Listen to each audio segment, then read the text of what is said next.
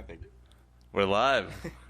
What up, dude? Good. What's up, man? How are we doing? I'm doing all right. Welcome to the first episode of Euphorics. Thank you. I'm definitely happy to be here. I heard a lot. We've talked a lot about this, so like Dude. I kind of knew that this day would come, which is a nice thing. Yeah, it's been stressful. It's been like a lot of work just trying to get this started by myself, and just reaching out to so many people who I know like don't want to be on it and just having to be like, yo, please join. Like, No, yeah, I had never done a podcast, and I've listened to a bunch. So I was like, I'm kind of down to do it. So this is my first podcast too. So Yeah, it's nice. if we fuck up, don't get mad. we probably will. Yes, we definitely will. We definitely will. Oh man, but yeah. So, what have you been up to recently? Have you played any gigs recently or anything like that? Yeah, so kind of been playing a couple gigs here and there. This weekend we have a good little doubleheader at. I saw that Waterfront, right? Yeah, You're doing so we Waterfront? have Buffalo Club and then Waterfront, Fuck yeah. which are two just kind of like classic West LA spots. Yeah. But yeah, no, I think just trying to keep playing shows as much as I can and keep the music side up as well.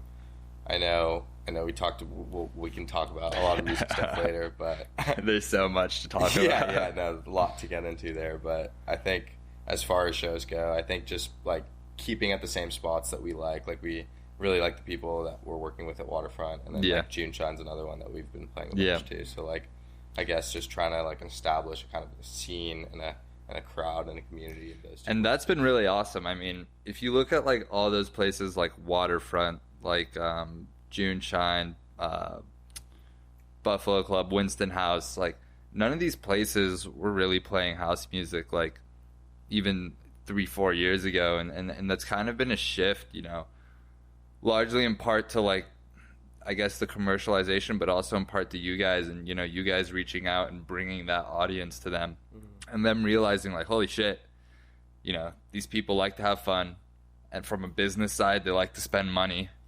People love to buy tables when they listen to house music, shit like that, and it overall brings up the energy of the place where like no one wants to go to a beach club and listen to rap. I kind of hear that. I think obviously like time and place for everything, and that's something like being a DJ, like and I'm sure you come across with too. It's like picking your environments, and there's certainly good times for rap, and I know like we both love it too, but definitely like LA, we talk about this a lot too, like LA beach, like we don't have this enough here. Like you go to Barcelona, you go to many beaches across the world, and they have just clubs on the beach. Also, maybe move your mic a little bit closer.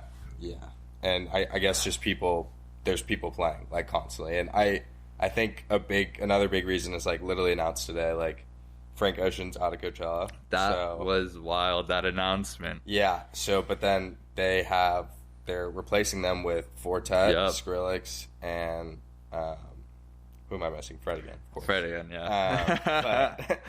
But basically, I mean, that just goes to show like the rise in the scene, and like another thing of like genre fluidity, like guys from different generations making different kinds of like electronic music. Dude, 100%. DJs are just like, there are far and many DJs right now, and there's a lot of demand for it too.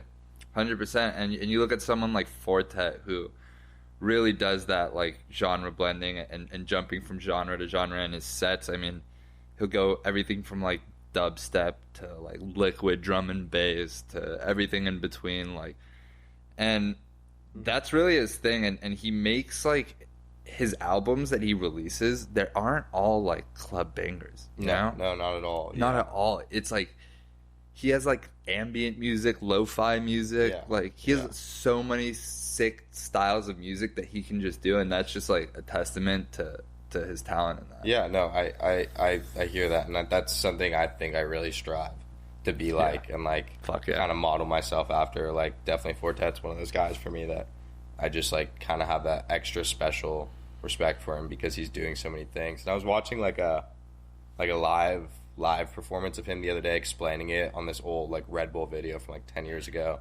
and I mean, it's just he has these like ambient songs, but then he's doing live sets, so he's bringing in other things that just can make it clubby or make it ambient, like based off how he's feeling the vibe of the crowd. And that's so sick. Like, it sucks to see a lot of DJs confine themselves to, you know, a genre or a style, but you know, it's hard when you grow a fan base like for your style to start veering away from it, because you know what the people want to hear, for the most part, and it's really hard to blend that line between genres while still like pleasing the crowd.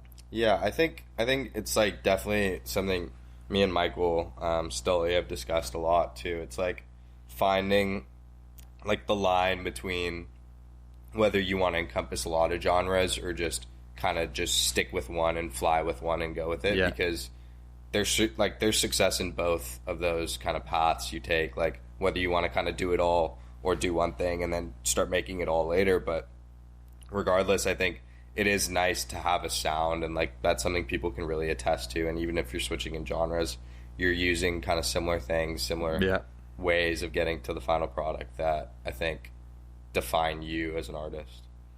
Yeah, I'm trying to think of any other like big artists. Damian Lazarus. Have you ever seen Damian Lazarus live? No, I haven't seen him live, but I have a lot of his music on my drive. Dude, he plays special guy all over the place, and it's so good every time. Like, so he's just like one of those legends that, you know, has been around forever, knows the sound, knows like the evolution of music. So every stage along the way, they were there for what people liked, and a lot of those genres like fade out, right? But it doesn't mean they're bad, right? No, not necessarily. And so you could always still be bringing those back as you a have DJ. those gems, you know, from those, and like those guys that have experience. I mean, like when we saw, it was cool. Like me and Matan and I were at a show on like Saturday, seeing Chris Stussy and then Dennis Cruz, and they were both phenomenal. But like what I thought was one of the coolest things, I was like standing with this other DJ, and he was like Shazamming like the whole night, which was so sick. 'Cause it was kind of funny. Like as a DJ, like you get kind of like the, I don't know, like weird stigma. You're like, oh, do I want to do that? Like, do I want to Shazam it? This guy did not care. He's like, every song was like hand up, like I don't give a shit. Which was, dude, I have some friends like that. Which was honestly awesome, and it was great for me because he's showing me the tracks after, and I'm like, nice. When I was at Space in Miami, one of my buddies, they were playing a sick track, and one of my buddies was like, yo, I'm gonna ask the DJ for this track. Yeah, because he was in the front at Space, and he like writes on his phone like ID question mark. I have a similar story. And like puts up to the DJ. It was Miss Mata. You know who that is? So she takes a picture of the decks, and shows it to him, and then he takes a picture of her phone. Oh my God. The picture on her phone, and he gets the track, and it's an unreleased track, right? But it was, you know who Jeff Sorkowitz is? So I guess he's kind of like tech house, a little bit of minimal, mostly tech house though. Yeah. So my buddy sends in one of our group chats like, yo, this is the track. It's a Jeff Sorkowitz unreleased track. And another buddy in the chat is like, oh, that's my brother-in-law's best friend. like I can get us that track. Nice. And so we got the track. Good. That's good. You got to be playing it out of mind. No, that actually, it's funny. That happened to me in Vegas with Sonny Federa. Oh, nice. Yeah, he was on stage, and he was playing, and he played this one song. It was Pierre Perupa song. I remember, and he was. I literally put it on my phone. I was like ID, and I like held it up to the stage, and he like looked at me, and he's like, come up, and just like whispered it to me, and I was like, okay, sick, and then just walked back down. I got back with it, but no, like to round it back out, but like with Dennis Cruz and Stussy, it was like Stussy, like all his tracks were like unreleased. You couldn't even tell. You couldn't Shazam one, like they were so class, and then Dennis comes on, and all of his tracks are from like 15 years ago. Yeah, and, like you still can't really Shazam them because they were super well mixed in, but like some of them you get, and you're just like, wow, like he's really just peeling back the ears, and like doesn't even matter, like the crowd was still absolutely loving it. Yeah, like, dude, all those tracks were like, I mean, they were certified like classic dance classics. Yeah, like and stuff. A lot of stuff like I didn't recognize, to be honest. I recognized a couple tracks. He played a Black Child song that I loved, which was really nice. I always love that feeling. Yeah, yeah. And what's interesting about Dennis is like, I guess his origin is kind of in like almost like more organic like sounds, but I mean he puts those organic sounds at like a high tempo. Yeah. So like things like bongos, cowbells, stuff like that. And he uses it at like almost like that 126 to 130 range. I think he was probably there. Like I don't think he was. I mean, honestly, like I think both guys were staying pretty slow for what is kind of the end right now. Like I think it's getting a bit faster. But, yeah, definitely, definitely, dude. I think those guys had a really good like grasp on the night when like keeping it like kind of in those mid to what's considered lower now. You know, like so I have a hot take on Stussy, and not necessarily on him specifically, but kind of on Minimal as a whole. So I was exposed to Minimal when I was like 18 or 19 for the first time, and I really liked it, right? I was listening to a fuck ton of it. I still do really like it. However, I don't think that a club is the right setting for that. Yeah. Like a club like Sound, where you have strobe lights and like lasers and shit. It's like Minimal, I feel like, is more like you want to go to like a low-key, more intimate, kind of smaller spot, I feel like, to really get to enjoy it. Yeah, it's more loungy for sure. Yeah. Like, it's less. No, yeah, I would say. I mean, I see your point. I think just because I love it so much, I could probably listen to it everywhere else. I would agree. But I definitely see the point. I like, honestly, like those. Like I feel like those kind of beach clubs. How are we talking about those? Or like a kind of sunset. Yes. Like money little time. Jeez, I'm getting blown up. Yeah, no, it's. I don't think seeing it like with strobe, like Minimal and strobe lights are like opposites to me. Like, like it's hard. It's hard to like listen to Minimal and just see like crazy lights all around you and stuff. Like, it becomes a little like overwhelming in my opinion. Also with Minimal, and this is kind of like more of a question. I feel like obviously it's Minimal, so there should be like a lack of vocals. But I feel like in that Chris Stussy set, I think maybe only 2 or 3 of the tracks I heard even had a vocal on it. Yeah. Which I like to an extent, and I think he had a decent balance of it. There's a lot of times I do hear Minimal DJs. I'm not going to name names, but there have been people here who have DJ'd before who just play the not the same tracks, but like just play tracks without vocals and at all, almost as if like it's a statement. Yeah. No, I know what you're saying. Like, just being too cool to. Yeah, cool to have like, I don't use vocals. Like, no, I think I saw like a Lucati tweet the other day. I know he's kind of not really in that Minimal realm. He's more. No, he's like probably kinda, tech house, probably, but he's still class DJ. But so class, very underrated DJ Lucati, very underrated. And he also has really good takes on Twitter. Like I think I like. It's funny because I don't like tweet anything, but I like follow all the DJs on Twitter, and like they tweet a lot, which is fine. Like, but it's like I don't tweet everything, so I just see everything. It's kind of funny though. Yeah, I've never tweeted. The only person I follow on Twitter is Elon Musk, and I created my Twitter like 4 years ago for the purpose of following Elon Musk. That's so funny. Elon, you hear that? No, but yeah, Lucati was saying, he was like talking about like a good like gauge for like how you should mix songs with vocals and without vocals, and it was kind of a cool perspective because I mean when I'm thinking about like my sets and thinking about like track selection, I never really was like thinking about like, oh, I haven't played a vocal in a while, or oh, I played like a lot of vocals in a row, like maybe I should space out, like, and maybe like be thinking about that like proactively in my sets.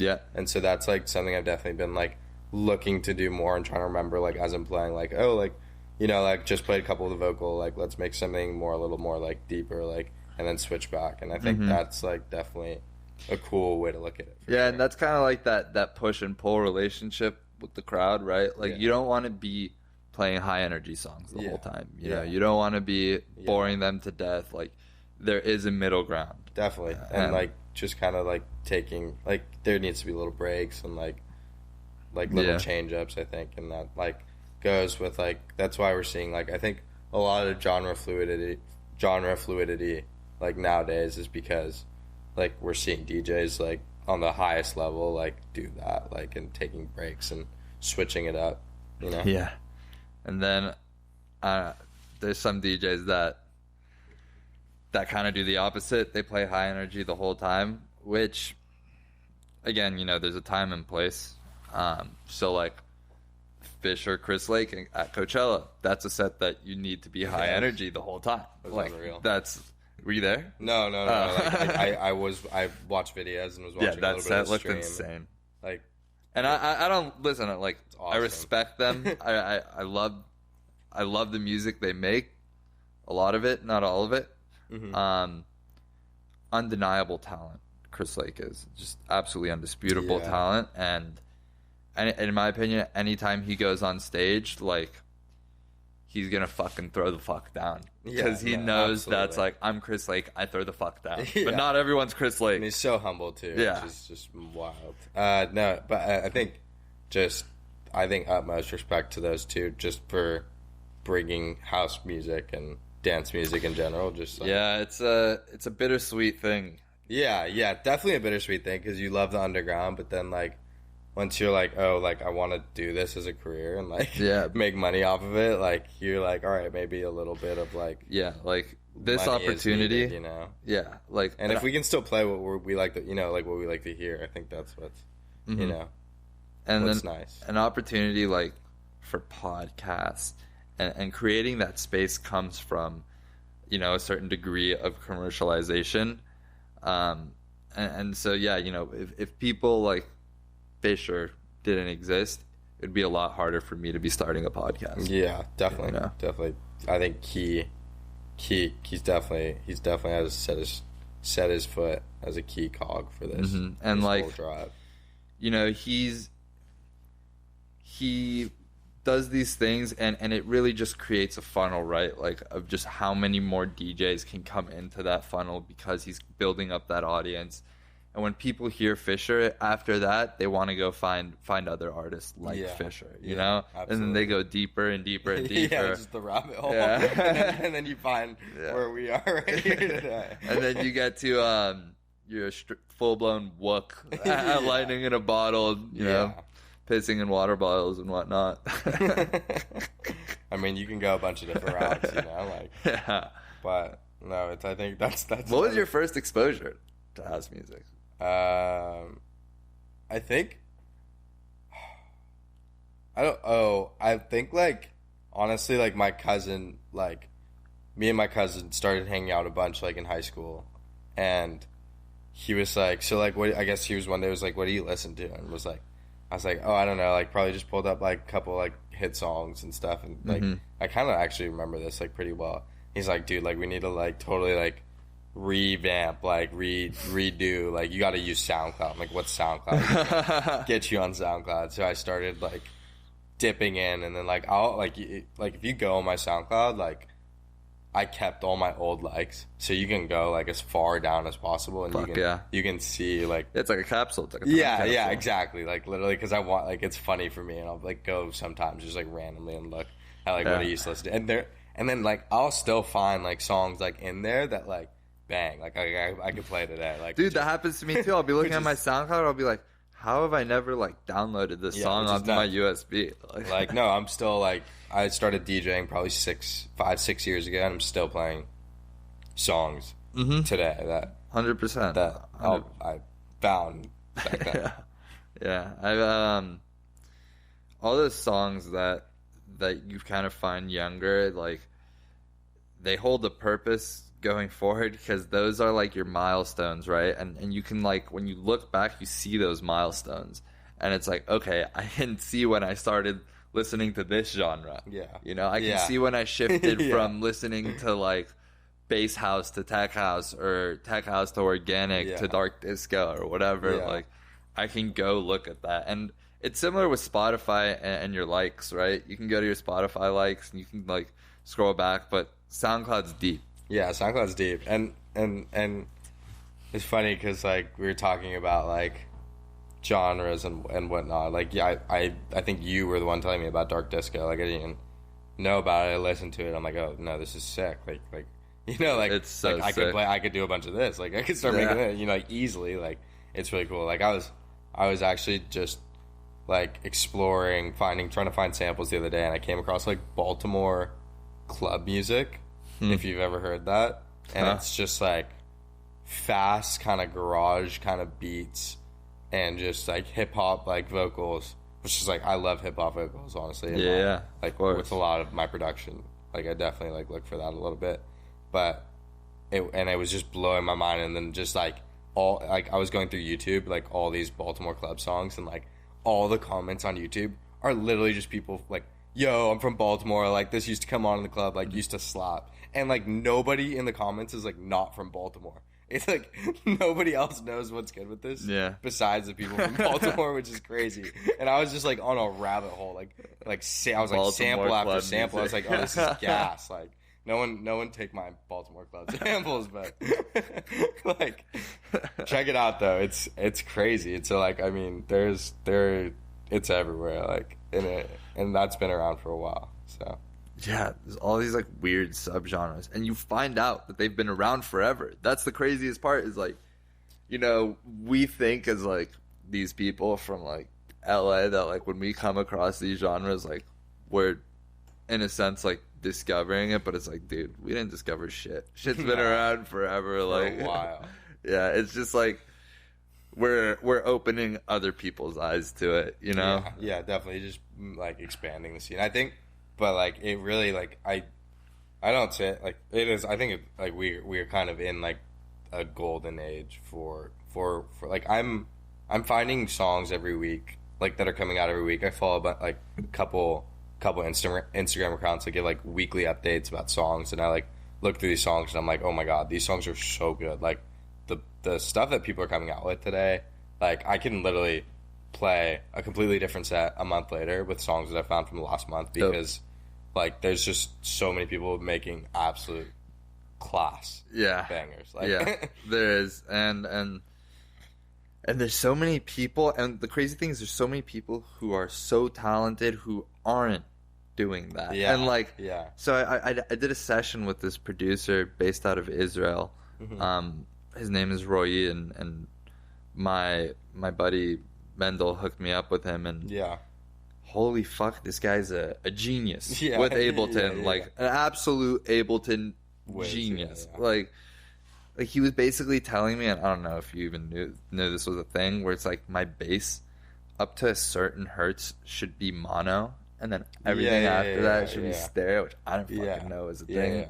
That's like a little mixing, like and he was like doing all this like processing and sound engineering and all this shit that was just like so honestly so high level. He was a beast, and it was sick to get to work with him. But he doesn't really release that much music. No, you can, I mean, because you can, like, there's so much you can nerd out in production. So you could release sample packs, you could make money that way. Like, people make so much money. Tutorials too, like mixing down for people. I think that's something I've definitely been like thinking about a lot. It's like definitely I've been. Because you're very technical with it too. Yeah, like I'm pretty technical with it too. Like as far like I've been doing it for a while, so now it's kind of the point where like I can tell the difference of like I can get my mix really good. The master is still something I'm working on, but I want to get to that level of mastering where I could do it for other people, and like I feel like that's just another stream of income that you can make in this scene, you know. And like people, there's so many, like we said, like because there's so many people like us that are making music right now. Like that whole mix mastering step frankly it's a whole nother step, and it's a lot of work. And to not really work to do it, like it's a lot of work too, but like to get to that point where your ear is trained and like you can understand what makes sense. Yeah, and it's also mastering and mixing are different between genres, and like yeah, absolutely. And you know, someone who knows how to mix and master a rap track, I can't give him an indie or a dark disco track, and he's gonna have no idea what to do with it because he doesn't know that genre. Yeah, and like maybe he can help me a little bit with the sounds, but in terms of balancing he doesn't know what to listen for. Yeah, I think it's all about really like using references and being and like one thing I will say is like I didn't. Like, there are these plugins like Mini Minter or like Voxengo Span, like, kind of like, they're like visualizers. And I think I really wasn't using visualizing plugins so like where you can see the actual sound waves. I wasn't really using that for like until this year. And like, since I started using that, it's like it drastically changes things because then you can actually, like, your ear can deceive you for sure. And like, as much as we can try to trust, you have to trust your ear too with mix. Like you want to have a visual representation of what's going on. So and like I forgot what I was watching. I was watching some video the other day, and the guy was saying like how any key can be in key, like any note can be in key. Like if it's just a matter of like how you arrange it. Yeah. And he was like, there's just some notes that are better than others. Yeah. And he was like, but like, you know, if you have a hi-hat and it's a little bit off key or whatever because you've detuned it or whatever, like, it may still sound good. Yeah. Yeah. And I think that's something that we were talking about, like Red Axis does so well. Yes, like, so well. And like there are some other guys, I think like DeMarzo does that really well as well. Like they keep it like you almost are butting out of key, but you're not, and you're still like in there. And I think like that's something key was something I really struggled with, not having a music background. Same. Like going and like your root note, like all that shit. Yeah, like figuring that out, and like it's all recent. Like I feel like everything's been recent. It's just kind of clearing up for me. It's like that's just I think just the gradual steps. It's now just becoming more clear, I guess. Yeah, I mean, there's that fine line. And there's that balance, and it's really about trusting your ear. Yeah. And, you know, you brought up a good point with, like, Red Axis is, like, sometimes you just listen to their songs, and you're like, is it in key? Is it not? I don't really give a fuck. It sounds good. It sounds really good, yeah. Yeah, and, I think playing with Detune, like, it's a touchy thing, but if you get good at it, it's a nice thing. That's another thing. It's, like, that's just, like, one of the little tools.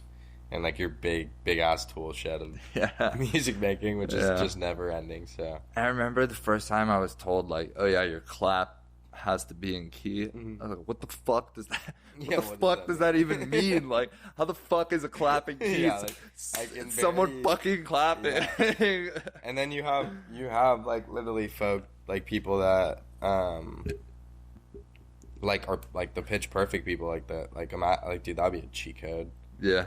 I bet you there's some producers that are just straight pitch perfect, and I'll like do it on my apps, like trying to like learn and like get pitch perfect, and then it's not working. Like, but folks can like hear like a bird chirp outside, and be like, yeah, that's an like. Imagine how lit that would be. Like, it's like studio, someone like, sneeze like D minor. Yeah, like easy. Like, it'd be so money, but. Yeah, I think we all started our own little places, you know. Yeah, I mean, I guess I think we talked about it recently. We kind of had a similar experience with like our first experiences with producing. It was like a Novation Launchpad. Yeah. And like we were just like kids, and like we saw it online. And we are just like, oh, like, that's fucking sick. Yeah. And I'm sure there's kids right now who are like 11, 12, and they're seeing Fred again. Like the Novation stock is flying through their brain. They're seeing Fred again, pushes buttons. Like, fuck, I want to push buttons. And so that was like my first exposure. Was like I was like 12 or 13. I got one of those. Yeah, came with Ableton Intro. Started messing around. No, yeah, I like when I first started producing. I think I got a bunch of hardware. Just like I would say, I like had a job during college, and I'd save up like all my money, my paychecks, and then I'd just buy like a piece of hardware like every month or two. like with my paycheck money, and I have no idea like what I needed it for. Like I was like, oh, I need a bass, like get that hardware for a bass. Like, oh, I need like a drums, like okay, I'll get a drum machine, like, and then like so I kind of was figuring stuff out on there, like while I was learning DJ, and then now like everything for me mostly is in the box. Like I'm using plugins, still use a little bit of hardware here and there, but it's just I think. I don't know. I think it's something I definitely want to get back into, but hardware is like thing with hardware is you can get stuck in like the jamming mode. Like, yeah, like, definitely. Where you have like a little drum machine and like a little synth going. It's less of a work sense, like more just like a let's have fun. Yeah, let's have fun. Let's groove it, which is definitely a great way to do things, and like you definitely need to like encapsulate that spirit sometimes when you're working. Like you can't always be like I think sometimes, and like I think something like if you don't produce, like you don't really know about, and like creative block is like something that happens to like probably every single producer. Yep. I don't know anyone that doesn't. I was listening to like a Claude Von-Stroke podcast, and he's like, yeah, I just work through it. Like it doesn't matter. Like you just keep pushing. I'm like, dude, I don't know how you do that. That's crazy. But I mean, he's such a genius. Yeah, Claude. He's wild. But Damien Lazarus discovered him. That's crazy. He discovered Claude. That's wild. He's a fucking genius, Damien, dude. Yeah, no, Damien's one of the goats for sure. But anyways, where was it? We were talking about like the synths and like and hardware and kind of using hardware to get past creative blocks. Oh yeah. So yeah, I think like something that like I need to remind myself sometimes when I'm like having a creative block is like just getting back to that point I was at with hardware is like just actively having fun and like not really worrying about like finishing a song, but rather just creating an energy and like a vibe that like fits like a place where I can dance and kind of just feel that. And usually when I go into it with that mindset, like I'll create something that I later can turn into a project. Dude, I have my creative process is so wonky. I mean, in college, like the way I was doing it, and I was kind of similar to you. I haven't touched hardware in a little just because I really want to master the software before I go back into hardware. Yeah. But what I was doing was I would just record, right? Just set it to record, just, plug in a drum machine and one of my synths and just ride for like an hour just fucking around. And then like I would find, sounds, bits and pieces of each that I'd like. And I'd be like, okay, I'm going to go back to that point. Like after, cut that out, maybe chop it up and like use that segment and that sound, for the whole song. Yeah, no, I hear that for sure. I think something that I've been doing recently that I love, like I've been loving to do with my creative process is like, I'll like basically make like a 16 bar loop that's like kind of what I would want the beat to be of a song. Like once I get it to that point, it's like, how do you expand and make it the rest of the song? So then I'll like key map all my kick, let's say, to like number 1 on my keyboard and then bass to number 2 and stuff, and just all the sounds like kind of mapped out, and then I'll like just play the 16 bar loop on repeat, and then like actively like click and like take out the bass, bring in the kick, like when I would kind of think the song should take those turns, and that like lets me way better like map out and structure my song after, because I understand like what gives it good energy, like what are good moments in the song, like if I do certain things that way it'll be good, and then so then that way I can just easily I guess figure out what drops and what progressions will sound nice. Yeah. It's really interesting to hear different ways that people make their music, because for a long time, and this was my biggest kind of hindrance in advancing as a producer, was I thought there was a right way and a wrong way. Yeah. And like the more you produce, the more you realize there's fucking infinite combinations in Ableton. There's infinite, like beyond infinite, and that like there is no right way to do shit. No, it's actually so funny you bring that up, because me and Michael like we'll have a lot of sessions together, like, and then like he'll go have sessions with people, and then I'll go have sessions with other people, and like we'll come back to the sessions and be like, dude, like you won't believe what this person taught me, like you need to see this, and like we'll literally just change our like change our lives for like 2 minutes. Literally. It's like little hacks or little things that just make your life literally so much easier. I guess little shortcuts, and those things take so long to learn. Yeah, like you were showing me the key mapping. Yeah. I showed you like reversing the clips and stuff like that. I think it just like, and you won't there. That's the thing, is there's no set way to learn how to do this. So like everyone's literally starting from a blank slate and like kind of just figuring out on their own. So everyone's doing certain, because there's so many different things that you can be doing and like so many different things you can learn. Yes. And there's no like 1, 2, 3. It's more just like, here's all of them, like figure it out. It's like, and everyone just does their own thing first. So we all have different, you know, different upbringings, I guess, into production. Yeah. I mean, for those who have like a true musical background, I mean, you can fucking see it in their producing. I don't know if you're familiar with Monolink at all. Yeah, I love Monolink. Fucking dude. So good. He just played in LA, yeah? Yeah, I think he played recently. Yeah, this past weekend, I think, because they were having like 7 days of like framework. That's why Stussy and Cruz played. You're right. They have one tonight too. I think Cassian's playing with the. But Monolink is so fucking talented. He is. Yeah. He is a next level musician. Yeah. And like absolutely. I can't even call him a producer. Like like an artist, a fucking musician is like what that guy is. Like I'm not a musician. I don't feel like as a producer. I feel like I'm a producer. Yeah, it's like technical versus exactly. creative, you know. Exactly. Like he can just like record his sound, you know, record him playing instruments, multiple instruments and know how, and it'll just like blend together, and he has a great voice. But the thing with Monolink is, so I've been actually following Monolink for a really long time now, like 5-6 years. Yeah. Maybe even longer. And what I've noticed about him, so he kind of blew up on like the whole Burning Man scene, right? Because that's kind of where Rufus blew up too. And so he kind of was like following in their footsteps.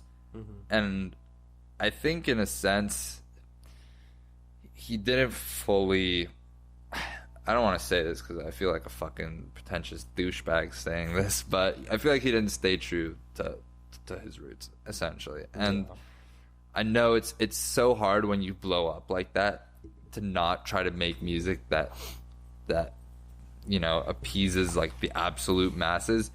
He does have a really good blend between his old sound and his new sound. His old sound was very slow, down tempo. We're talking like 106 BPM, 110 BPM, and he essentially like there was some remixes coming out of his tracks that were faster, that were from like Nicole Mudaber and a few other people were remixing his tracks. They were like techno remixes, right?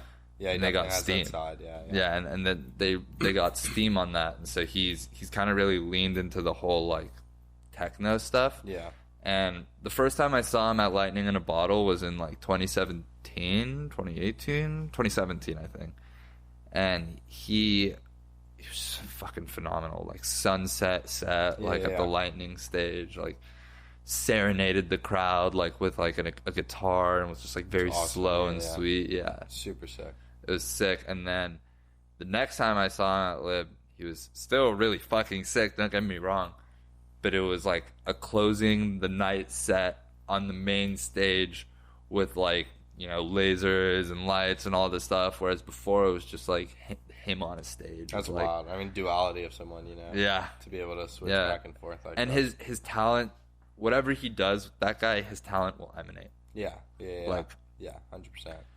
He's one of those people, and I feel the same. There's very few people I feel like that about. Red Axes, I truly believe those guys are musical geniuses. They have like a symphony that they did. They like conducted a symphony, and they were on their synths. But then there's people with like violins playing in the background. There's so many. Not so many. There's so few, but there are a couple of guys that can do that and have that other skill, and that's. I mean, wasn't there like didn't Fisher perform with like a symphony once or something like that? Honestly. Yeah, but that's a little different. Yeah, probably like losing it. Yeah, like losing it. Just the trombones and tubas, just like whoa. No, yeah, I think that's just those people have time to like. Those people have, because they've been learning probably since they were so young. Yeah, those people have time to they're geniuses. go do that. Well, I'm still back here doing what they were doing. Probably like it's all good though. Like, yeah, it's all good. You all start somewhere. And then it's really like a spectrum. You have people who only work with samples. You have people who don't touch samples. You have people who only do software. You have people who are primarily hardware people, and it's like there's no right or wrong. I have a friend who's actually, she makes hats, right? Mm-hmm. And she makes like the flat brim hats, kind of, that go all the way around. Yeah. And she came to me and she was like, Matan, like I feel like I'm being dishonest because I see these guys on Instagram who make the hats from scratch and like carve the leather out and like iron the leather and all that shit. Yeah. And she's like, I'm just like beating jewels into it and stuff. And like, I was like, listen, it's the same thing with music. It's the same thing with everything. A lot of things, yeah. It's like there's gonna be people who are masters, who've devoted their life and their craft and there's very, very few of those people in everything, you know? Whatever it may be. And I was like, but that doesn't make what you do not art. Yeah, 100%. I think, there's still like doing anything in that kind of capacity takes effort and a lot of showing yourself and showcasing yourself and putting yourself out there that like takes a lot. Yeah. So I think respect to anyone that does that. Yeah. I mean, fuck. I'm podcasting, dude. I don't know how to podcast. I've never podcasted before. Like, when you look at someone like the pinnacle of podcasting, at Joe Rogan, right? It's like he was a TV show host, a game show host with Fear Factor. He was a stand-up comedian. He was on other comedy, shows. He's had a very illustrious career as someone who faces audiences, speaking, making them laugh, engaging them. And so, you look at someone like that who went to podcasting and he's a fucking master of it. Mm-hmm. He's defined what a podcast is essentially in the 21st century. Yeah. That being said, that doesn't make me unable to be a podcast because I'm not a stand-up comedian and stuff like that. No. So it really just applies to everything except kind of sports. Yeah. You're kind of fucked with sports if you're like, if you're not good, you're fucked. Sports is like one of those things. Like I feel like with this, like DJing and like producing, like you need connections, but you also need talent. Yeah, you know what I'm saying? Like you need both those things going for you. Some things you just need connections. Sports is one of the things where if you have talent, like you just need talent. Yes, like, you just need talent. And like obviously like the hard work is like that's like in the talent. I'm including those two together. Yeah, of course. Like you need to be like, if you want to play basketball, you need to be probably over 6 foot, and like you need to be able to jump high. Yeah. Neither of those I can do. Yeah, same. But I was good at soccer on the ball. I was great on the ball, but like fuck, was I slow and everyone was quicker than me. Yeah, no, that's kind of how my soccer story went too. Good on the ball, can't move as fast. Yeah, I was really good. I was great at passing, shooting. Honestly, I was good at dribbling. I would get outpaced. No, it's funny because there's so many people like us that it's the soccer DJ guy. Mikey too, huh? Mikey played soccer too. Hey, dude, like my high school, like we got a buddy playing in the Do-Lab this weekend. Like, no way. He was on our high school soccer team. Like that. No way. Like you could literally field the starting 11 of my high school soccer team as DJs on a festival lineup. Full lineup. Yeah, full lineup. So we could play Sunday League. We could have Friday, Saturday. Little festival, and then Sunday League we could field an entire. Dude, I want to fucking join a Sunday League. Yeah, I really do. We should get on that. We should get on that. We should start playing because like I'm so out of shape. There's so many of us too that like I have a bunch of buddies that played soccer. Like I grew up playing with here too. So I have buddies too, and I know you got the Sambas on there. Yeah, I got the Sambas on. Mine. Where is that? Can you guys see it? Me and Matan actually have. Oh shit! Is this fucking soft? Back live? Oh no. All right, and we're back. Sorry about the technical difficulties, folks. What were we talking? Oh, soccer. Yeah. You're talking about footy. Yeah. Do you still follow it all? Yeah, I watch a lot. Me too. Yeah, United got walloped today. I'm a big absolutely walloped, dude. We can move past that. Actually. 3-0. Yeah. 3-0. Up Liverpool. They're gonna be with us in Europa League next year. No, we're not. This is like the one year where I can actually be, pretty content with what's going on. So. Yeah, man. But that was a painful game to watch. Harry Maguire is a painful fucking player to watch. Yeah, and De Gea too. De Gea, I don't really like to speak bad on people at all ever, but De Gea, like, come on, man. Dude, he's like both of you. You remember Simon Mignolet on Liverpool? Like, yeah, Mignolet. Yeah, so he was like little Belgian fella. Yeah, exactly.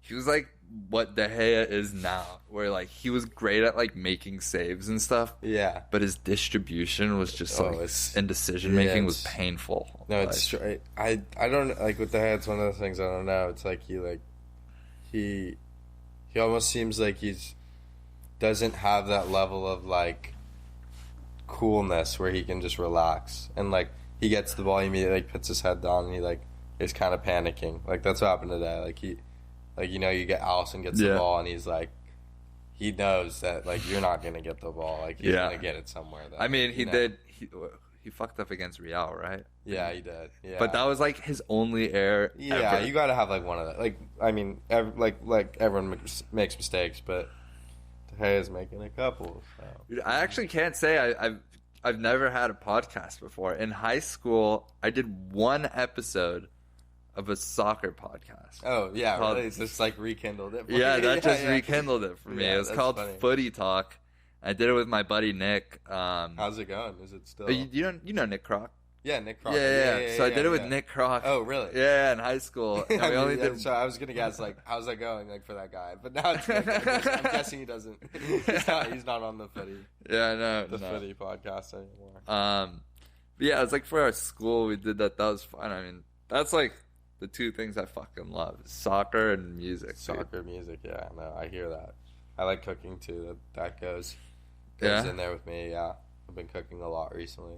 Your dad seemed like he yeah, no, I definitely get a lot of my cooking from him. He was cooking up when I was there the other week. Yeah, he's always cooking. Like that's how like a good way that we spend time together is like. Hell yeah! So it's nice to have that with him for sure. Yeah, and what are you guys? You guys are Persian. Persian, yeah, you're Persian. That's what I thought. Yeah, a lot of Persians in the in our city. Yeah, for sure. And there's dude, have you been to like the club members in LA? Mm-mm.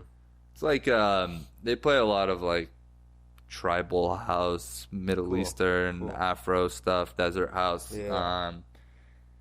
And if you go in there, there's like 4 demographics you'll meet. It's like Israelis, Persians, Armenians, and Iraqis. They just love it. I mean, honestly, good on them. Like the tribal house is great. So yeah, there's some Turkish in there. Yeah, and absolutely. Yeah, they ride together. I haven't been there, but I probably will make a stop for sure. That sounds pretty. Dude, it's really sick. In terms of like the interior design, it's fucking dope. Like these raised ceilings. It's on Sunset, kind of in like West Hollywood area. A little more Hollywood than West Hollywood. Nice. I think it's Sunset. I might be tripping. I think it's Sunset, yeah.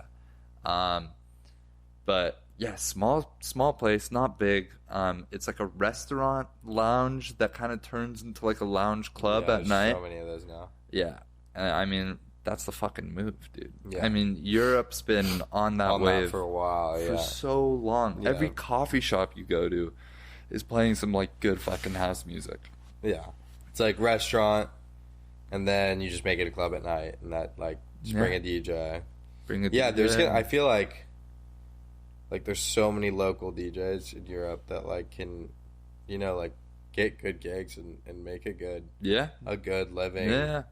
Like, there's something every night of the week. There's something every night of the week, and most places are having DJs like every night just playing. Yeah. In the background, and stores are starting to do that in LA too, which is nice. Mm-hmm. And like, there's just like we said, just so much demand for it. But to all you restaurant owners out there, a word of advice: pick the right fucking music. I went to true. Like a breakfast place in Las Vegas, in like the suburbs of like Las Vegas in Summerlin. I was visiting one of my friends out there, and we get to this like restaurant. It's like a nice restaurant, and the last time we went there was a DJ. It was very chill music. It was good. It was like minimal stuff, like great breakfast. This time the dude is playing like Steve Aoki at like a brunch spot that like ripping it at the morning, just like people are eating with their families, and this guy is just like straight dubstep, big room, fucking like. Yeah, God, it was. Gotta love it. Yeah, that's like time and place, you know. Something maybe an inexperienced person would just getting into the scene. Yeah, and you'd hope so. Maybe that's what they fucking asked for. Maybe that's what the manager asked for. Yeah, but it is possible. Cause, I mean, like you definitely have like definitely have to like listen for that. I guess that's something you have to account for. Like maybe Vegas has like a. Yeah, maybe Vegas has like a different crowd where like, you know, the Vegas crowd is just like they want to party. No, the Vegas crowd also just loves that like Steve Aoki. Like a lot of people are going there for that progressive kind of big room stuff. So like I think that's kind of maybe where their heads at. I think just like ill timed. Yeah. Yeah, dude. I feel like that's something I'm pretty good at. Like when I really like DJing like after parties. Mm-hmm. Not as much pre-games, but I really like DJing after parties because I find a lot of the time the crowd really connects with the DJ a lot more. Yeah, definitely. And you know, people come up to me and they'll be like, "Oh, this is like a cool blend of this and this. We can get into the music. We can start talking about it." It's not like I'm DJing at like a fucking club with you can't talk to people and like you're so focused on the DJing that like you don't want to talk to people anyways. Yeah. Like, it's less of a performance, more just like a casual. Yeah. Afters is a funny thing. Like I feel like it's like when you first get into, I don't know if you had this like thought about afters because it's really funny, honestly.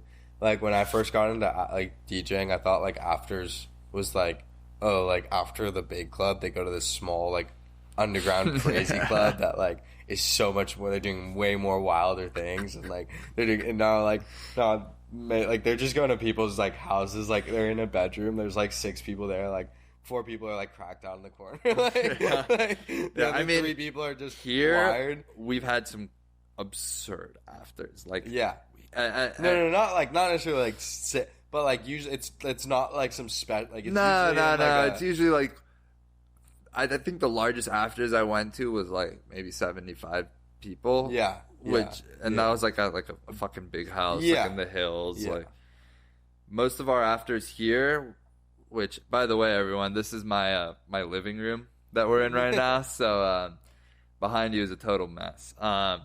But some of the afters we've had here, we really get like 40, 50 people in this room, which is absurd. No, that is sick. And it's a fucking time, dude. Like, I remember one time, I called it early that night. I called it at like 8 a.m. or 7 a.m. Mm-hmm. And my roommates, Greg and Mao, they ended up going till like noon or 1 in the afternoon. They were all just down here, like, doing things that I will not name because I'm not them. But yeah, they like to do things very late at night. There's definitely some. I've been to some proper afters, but then you also have those afters too that you. Yeah, it's the 10 dudes in a room. Yeah, and they're hit or miss, dude. Sometimes like. Because we always, every time we go to an event, we tell people, all right, everyone fucking to our place after. Like, either everyone comes or, like, some people come. Like, I've had times before where, like, we were supposed to have a sick afters, right? There was, like, 20, 30, 40 people supposed to come. And, like, big fucking people were supposed to come. Like, not just in the industry, like random celebrities that I don't know how people knew them. Yeah. But this kid who's like, he manages Blondish and Art Bat and a few other people. Cool. Pete, he's a really good guy. Samson's known him. My buddy Samson's known him for a really long time. Pete's a nice guy. He came here, like, he was gonna mix, and like my decks just decided to, like, for the only time they've ever not worked, it didn't work. That day. And and I like left and to get something to fix it, and came back, and like half the people were gone. I was only gone for like 20 minutes. Oh, rough. Like ruined the whole afters, and like I was like, fuck. Yeah, no, it's Where do you guys do? Do you guys like you, Sam, Eliana, and that squad? I like, honestly, we didn't do afters that night. We haven't been doing that much of. You guys need to come here for we need to come here a lot more for afters, I think. Bring people to fucking Mid-City, dude. We need to start the migration. I know the migration's gonna come soon. It is. Everyone's gonna get a little bit broker, and then they're not gonna be able to live by the beach anymore. Yep, literally. I mean, that is what's happening. All these like hippie hipsters that were living in Venice, like, you go to fucking a coffee shop on West Adams, you feel like you're at Venice Beach, you know? It's mad crazy. And like the restaurants that are popping up here are like so good. So good, so dude. good. Me and Matan will talk about it all the time. Yeah. Cento, dude. Have you been to Cento? Cento, yeah, I have. The pasta spot? So good. Their spicy pomodoro is probably my favorite pasta in LA. Yeah, dude, they're shooting us, by the way. They're shooting us checks for this. Like. Cento, fucking sponsor Spicy me, will you? Pomodoro at my doorstep right now when I get back. Cento's a good one. We've talked about Vicky's before. Yeah. Have you got the breakfast sandwich there? No. Dude, that is the best breakfast sandwich. The shakshuka. The shakshuka is pretty good. Pretty good. And they have this shaking beef. Oh, that's what you were telling me about. Yeah, dude, I'm all about it. It's kind of a little pricey, but like it's so big that you get it and you can have the rest later. Yeah, that sounds fucking delicious. So that's how I like mentally like account for that and accept it. It's like it's expensive, but it's 2 meals, so it's good. You know. Yeah, that's it's always a big debate. I had my buddy Lucas over last night, and we were trying to order dinner from this place. Have you been to Cerviteca? It's not far from here. It's in Culver City. Cerviteca. It sounds familiar. So it's like a Mexican spot, but it's like $7 for a taco, $6 for a taco, and like they have these asada drunk fries that is like a thing this big of fries, and it's like topped with asada and like guac and fucking salsa, sour cream, whatever, and it's too big for one person, but too small for 2 people. Yeah, I know. It's like in that worst fucking range right there. I fucking ate that shit. You need to get like one more thing, and then when you get that, it's like too much. Yeah. Just like my compressors. No, Literally, compression. Compressive tacos. Yeah, man. So, let's kind of get into like stuff you've been working on. I know you released a track recently. You want to talk about that? Yeah. So, I released my 3rd original song, Dodgin', came out on April 14th. So I think that's 6 days ago from when we're recording today. Oh, nice.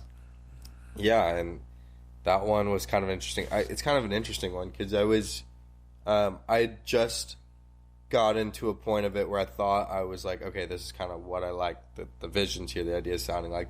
And then that was like our first time hanging out kind of like over here, like a month or 2 ago.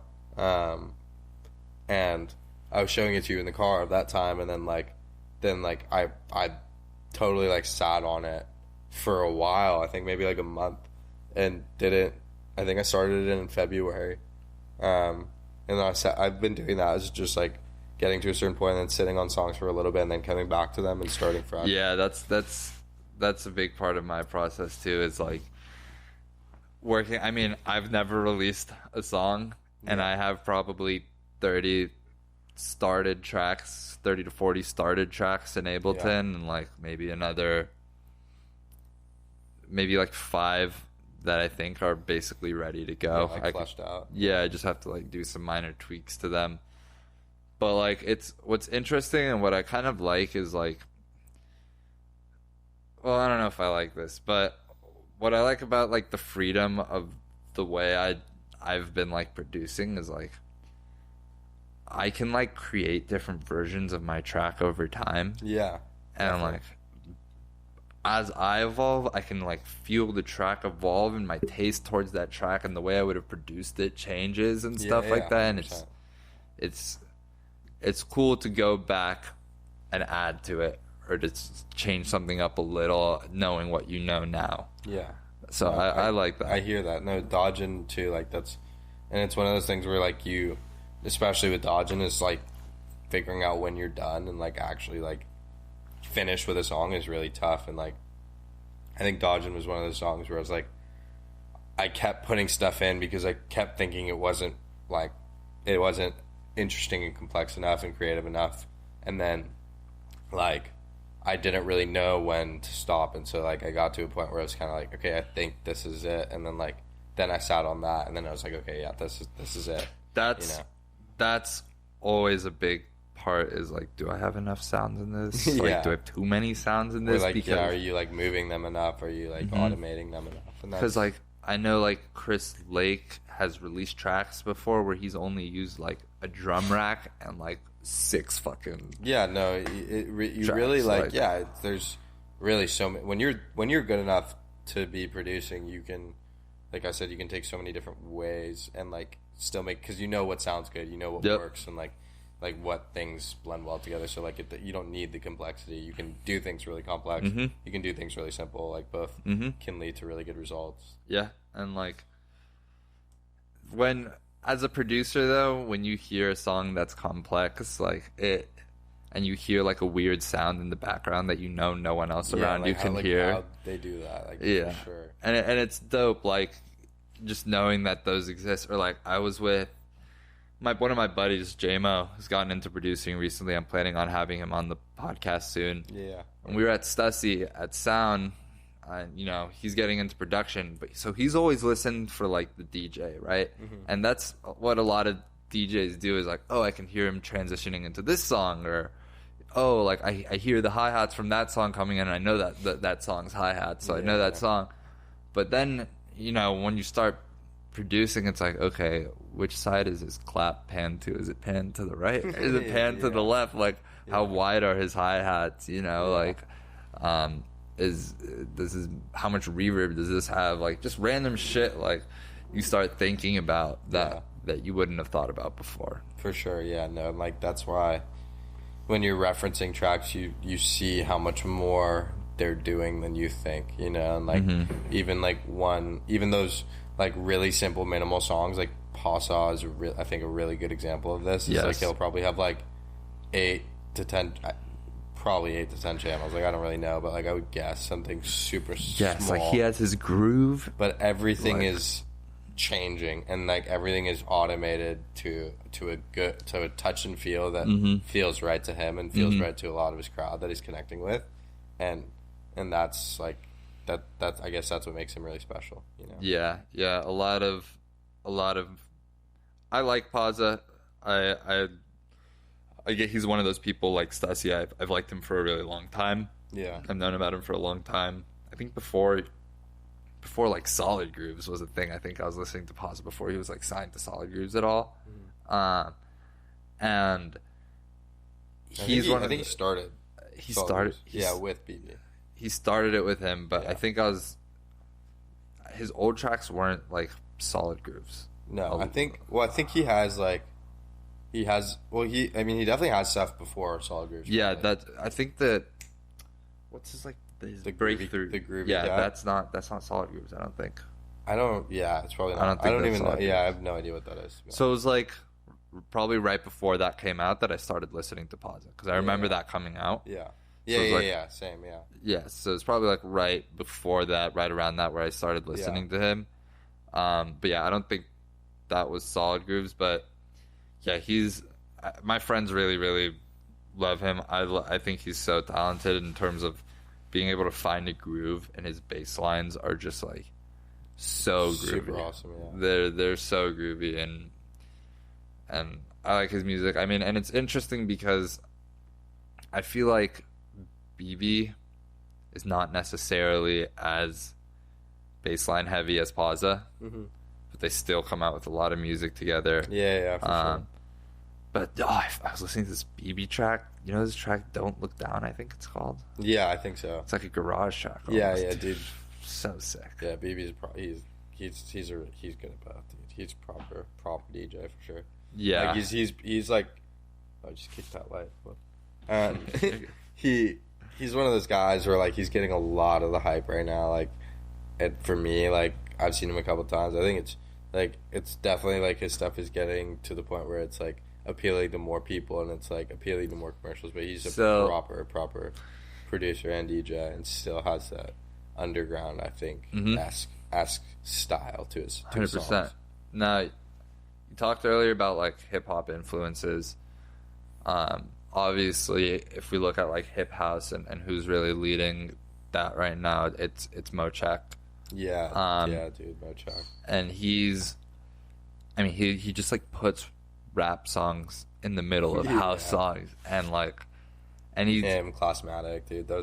These Brazilians, man, they're so good. Brazilians know percussion. Yeah, dude. They know how to do drums. There's so many Brazilian DJs right now that are just absolutely blowing it out of the water. Like Vintage Culture is another guy. Like apparently Vintage and Mochak had a crazy set this past week at Coachella. My friend said that was his like. I mean, you have guys like Bruno Furlan, Black V-Neck. Yeah. All these guys are Brazilian. No, there's probably so many guys that I listen to that I haven't looked up to see if they're Brazilian that feel like they're Brazilian. Yeah. You know what I'm saying? And then there's also like a big demand out there for like crazy styles of music that like that Eurowave like 150 BPM like like type of music. Like that was the first place I got exposed to that. I was at a gay rave in Brazil, and I was probably the only straight dude in a square mile. Not that it was bad, but just sometimes being around that many shirtless, sweaty men can be a little uncomfortable for me. I get that. And no one there spoke English, which didn't make it any better. But the music they were playing was like, I was almost like, what the fuck am I listening to? But it was like EDM. It was like this weird, like new wave. I don't even know how to fucking describe it. It was super fast, I bet. Yeah, it was super fast, and they loved it, dude. They were like climbing on the fences, like partying. I was like, fuck. It was crazy. It was crazy. It was like, I think that was my first night in Brazil, too. So I was like, I was a little overwhelmed because I was like, what the fuck's going on? Yeah. That's wild. No, yeah. I've never been to Brazil, but whatever they have in the water there. Dude. I know. Music and soccer. Yeah, I know. That's what Brazil is, and bro. Probably great food, too. The food's good. Yeah. The food's good. Honestly, I think the meat was a little overrated, which I know is what they're known for, right? Because you have like Fogo de Chao. That's a hot take.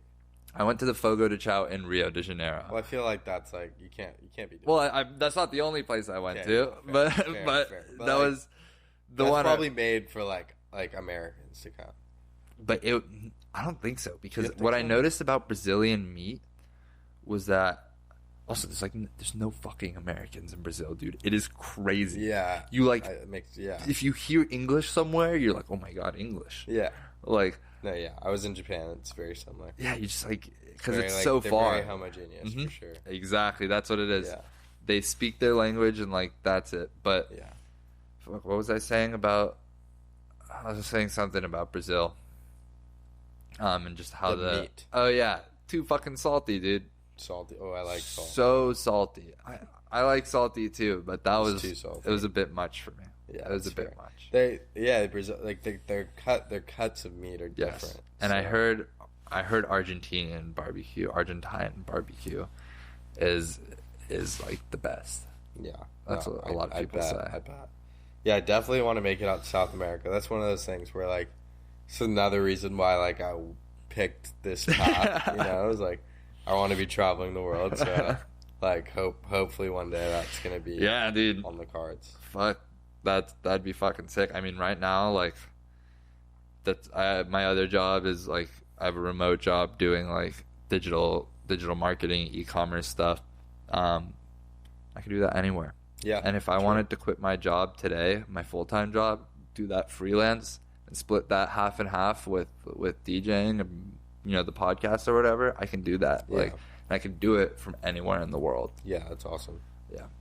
Yeah, no, I think I definitely, like, there's part of me that, like, wants to just jump somewhere and go somewhere and just start something new and, like, just start, I guess, and then not really start, but just do something in a new setting.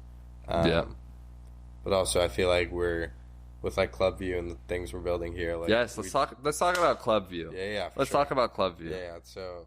Yeah, and I think just with what we're... I'm planning on having Mikey on, or Stoli on, in a couple weeks, and Sweet.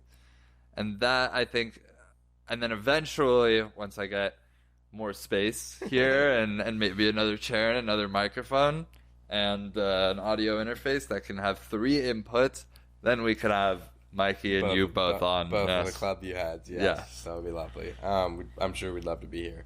But, no, yeah, Clubview's... So we're building this thing, and it's funny because it's not really like, it's definitely super special, and like I definitely like, but like every DJ and every producer like has their own label, like kind of just one of those things you have to do. Mm-hmm. And I guess just like figuring out like how you're supposed to do certain things, and like what like there's no, like we said, it's similar to producing, there's no really like set way of doing things. So I guess figuring out like how you're supposed to do certain things, or like oh, what are like, and then you have like little weird expenses that like crawl up on you that you like don't even think about, you know what I'm saying, that like like add up over time. So like keeping it like sustainable. So many expenses just with this podcast, bro. All the subscriptions, all the random shit. Like, it's just a bunch of like random things. And like, so I guess like keeping the label like afloat and sustainable, we have to put you know, like some of our own money and invest back in it. And we're not making like any money right now, but it's just one thing with Clubview. I think Michael will echo this too. It's like just really building a community for like people like us, and like like-minded people that just really want to do this for the passion of doing the music and creating a community. Well, I hope that's why you asked me to do that mix. 100%. That's what I'm saying. It's like, exactly. It's like, that's why we're doing these guest mixes. We want to do shows where we have like Clubview members only, or not Clubview members only, but just like people that have been on the Clubview. Like anyone's welcome. Just hop on the decks, you know, stuff like kind of like that. Just, and like have Clubview people work with each other. Like we're like connecting, I guess, people that we know like have similar kinds of music and like putting them together. So I think just building almost like a hub where creativity and genre fluidity, like that's another thing we're hampering on, but creativity and uniqueness and collaboration are definitely welcomed, you know? I mean, I think it's really cool, right? Like, we had a privilege of growing up in an area that people are well connected. People, you know, for the most part, like, have a good amount of money, and like, by you doing that, you're bringing a lot of those people into the scene, which brings more money, which brings more opportunity for other people as well. And I think that's a really cool thing that you guys are doing, and just being pretty free format about it. Like you said, you know, there's a lot of labels out there. It's about like pushing creativity and being different. And I think you guys so far have been doing a pretty good job about that. I mean, I think, are you guys planning on releasing like songs on Clubview? I think you have. So kind of like I think we're on it's only been me and Michael songs through me and Michael so far. So I think we just did our 10th on Clubview. Like, wow. 10 songs on Clubview? 10 mixes. I think we have 10 songs on. No way. I think I have. Damn. Well, I have wild. 3, maybe 9. Yeah, I think we have 9. I have 3 out because I had 4. I took one down because I had a vocal sample that I didn't really like, and so I just took it down. And it wasn't like it was these. Most of my songs up now are all originals that are made by me. So like that one wasn't. So I kind of felt like it didn't really like stick true to what I was doing with the solo releases so far. But anyways, including that one, it would have been 10. But I think I have 3. Michael has like 4 out, and then we have 2 together. Nice. Out. Yeah. Nice. And then, yeah, so I think we have like not around 9, you could say, out right now. And so we have kind of like, I think where we're gearing is like, we're kind of ready to take the next step and start bringing people on to label. And like, at first it was just kind of so we could release our own music. But now like we want obviously to keep posting stuff on Clubview, and like we'll have songs that come out of Clubview for the future, but we want to open it up to other people and kind of use it as how most labels actually are, like releasing other people's music and showcasing other people's music. And so, and also like I think my goals for me and Michael and I is like this year, like to get on some labels that we really enjoy. So like those songs can't be on both, you know. And you said something earlier about like, you know, there already being other labels out there, and it's like in the past few days I've talked to a few people about this podcast, and most of them gave me the same response, right? Like there's other DJs that have podcasts, right? Yeah. And I guess what I'm trying to do here is differentiate from those people with podcasts. One, most of the other podcasts, they're not like people that are not necessarily huge DJs. A lot of them are big DJs with their own podcasts. Yeah. And that's what kind of a lot of podcasts are. But when you have someone who's not a big DJ starts a podcast, bring DJs on, then it kind of separates it a little bit more. And I think with like, fuck, I don't want to. I fucking hate naming names. So I don't want to talk bad on people, you know, because I don't know them. I don't know who they are. But like, I'm just gonna use Will Clark's podcast for reference, right? Mm-hmm. Now, he was kind of one of the first DJs to really start doing a big podcast. Yeah, I've heard of it for a while. And there's kind of a couple ways where I really wanted to differentiate, right? I think having it in person, like the way we're doing it right now, is important, right? Yeah. So, you know, getting face to face with someone, meeting with them, I think is all online, which is certainly, you know, a totally great way to do that. It's quicker, it's cheaper. You can connect with people all over the world. You can easily bring DJs on, even if they're not around you, and you can put out a lot more content doing so. Do you want water? Yeah, do you mind? Yeah, go water. We'll just cut this out. And we're back.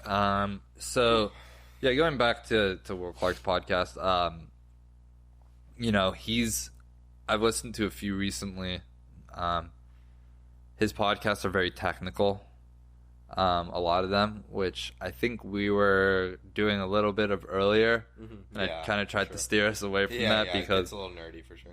Yeah, exactly. And for us, you know, we love talking about that shit so quick, you know. It's so easy for us to do that. Like, talking about like, probably like, what are they talking about? What the fuck is mono up to a certain hertz? Like, what the fuck does that mean? Like, yeah. By the way, if your mix sounds good in mono, you're doing something right. So that's my last little nerdy fact of the day for you guys.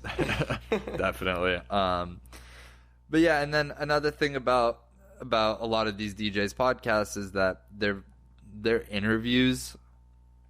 And I know I told you a few times before you came here, like, I really don't want it to be an interview. Yeah. And obviously I've asked you a few questions, but we've had a good conversation, in my opinion. Yeah, absolutely.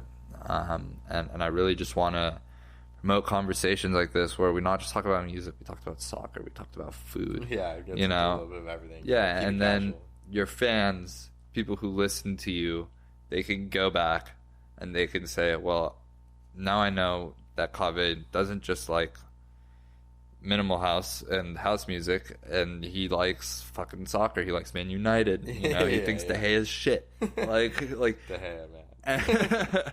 And that's a whole another level of relating with the DJ. Yeah, 100%. Yeah, no, like I think sometimes there's like there's definitely that mysterious factor to a lot of DJs, and like, what do they do? Like, you know, but there's Yeah, I mean, it's definitely getting that relatable sense is like really, really nice, I guess, for people to see. So, I think it's probably getting time to wrap. I haven't had dinner yet. No, yeah, I need fucking dinner. It's also, do you have anything you want to say before we log off? Maybe about some upcoming things? Yeah, I think just there's I don't want to go out and just be like, yo, like big things coming, like you know, like it's not like that. Big things are coming. Big things are coming. Like we're gonna have some proper parties this summer. I know that. Like, and all those in LA are definitely welcome. Everybody. We'll probably be having some stuff this summer. So I think was it Michael that hit me up about that venue? I think Michael hit me up about a venue. Yeah. So yeah, we have definitely have been. Did you reach out? Did you guys reach out to them, Pluto? To Product Pluto guys? Yeah. No. Oh, Michael might have. I don't know, but no. Yeah, we're in talks with a couple guys for as far as like doing some of our own events, like Clubview sponsored events, and then maybe Overhead is nuts, huh? Yeah. Overhead's big on throwing an event. Yeah, 100%. And then, well, we've been the good thing is all the money we've been making DJing has just been saved. Like we're all saving it for like throwing our own events. It's all just being reinvested back in. So we have, I guess, the capital to like fund an event and like break even, hopefully.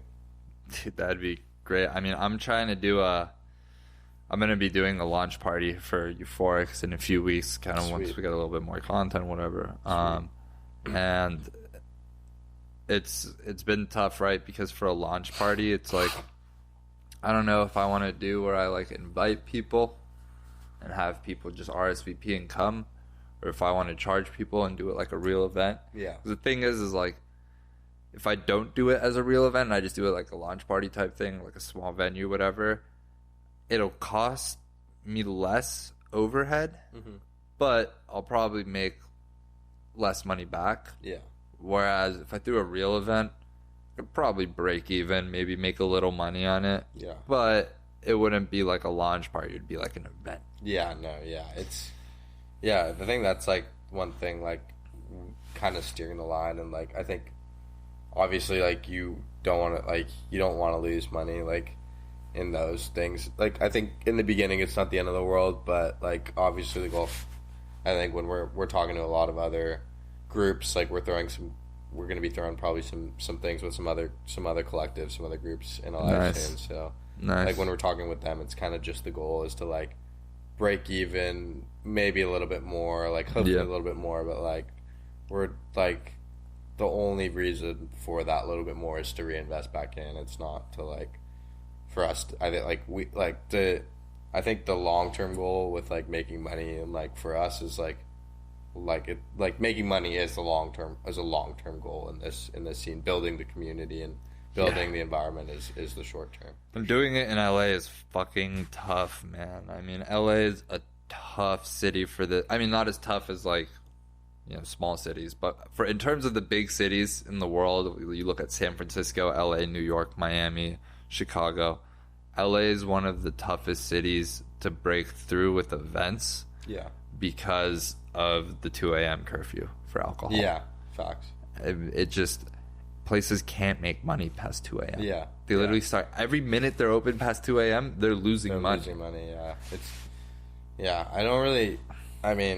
That hopefully is something. There's like a couple LA things that like you change a couple things here and suddenly this city is just pops off. Yeah, pops off, goes dude. Nuts. Yeah. Anyways, man, I think that's a wrap. It's been a pleasure. Thank you. Yeah, dude. Thanks for having me, dude. Thanks for coming on. It's a blast. It's 420. I think due for some celebration. Yeah. I hear that. Yeah. So. Thanks, everyone, for tuning in to the first episode of Euphorics. It was a pleasure having Kaveh on, and see you again next week. Thank you all.